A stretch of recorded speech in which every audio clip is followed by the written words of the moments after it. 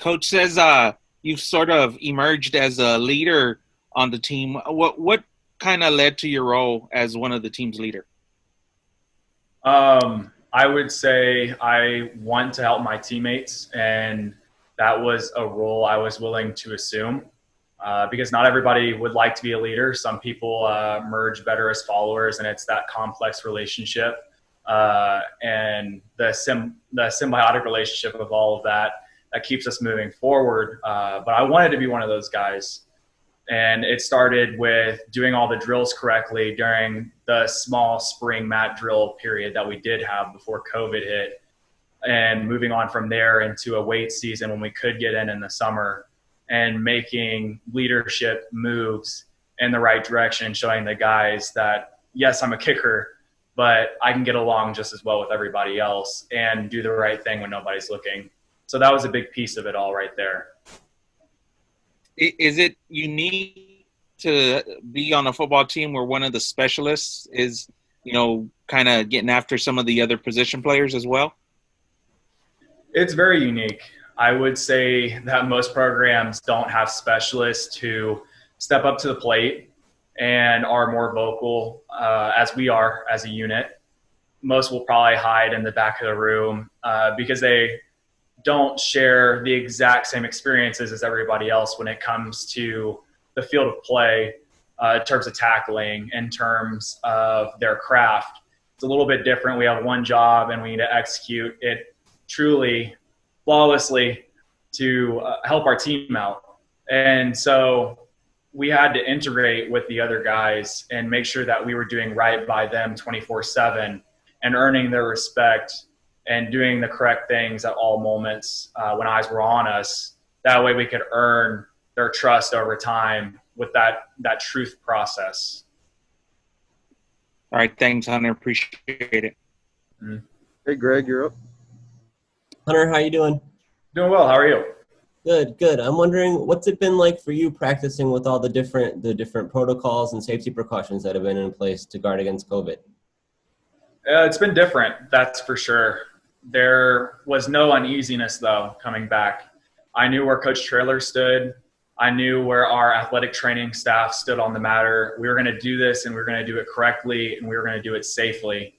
And they've been nothing but diligent with their work when it comes to all of the COVID testing that we've done on a weekly basis, when it comes to Coach Philo scheduling us into the correct time periods.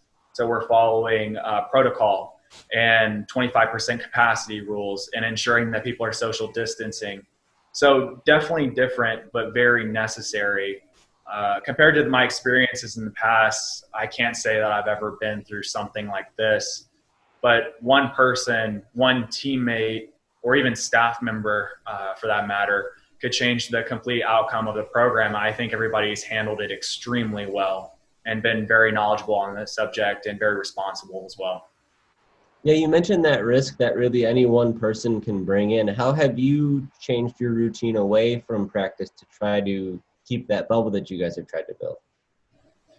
Most of it's difficult because you want to go see friends, you want to go see family. My wife's at home and she's about the only person that I see outside of this bubble. But you have to push aside the things that you would like to do for a greater purpose, really, because we truly have something special going on here at UTSA. And when you put that in retrospect, you're able to see the bigger picture, and you're able to see that there are about 209 other people that are counting on me on a daily basis to not go do the things that maybe I want to do or typically do. And although it's difficult as a college student, it's very necessary at the same time to be responsible and be a man, or if you're a staff member, woman of integrity for the program. Does that challenge increase as students start to move back on campus this week? What's that been like the last couple of days?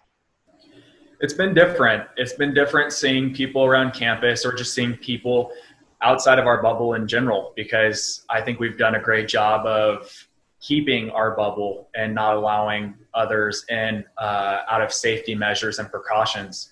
But just seeing other students at the cafeteria, you have to be mindful that anybody outside this bubble could have COVID-19 coming from different places, and everybody moving in after being home from different states as well. So just being mindful of the circumstances we find ourselves in is very essential.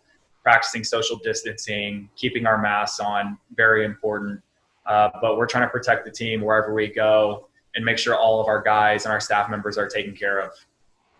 So do you feel completely safe going through with the season? Do you think, based on what you've seen so far, that this can work and you guys can have a successful year?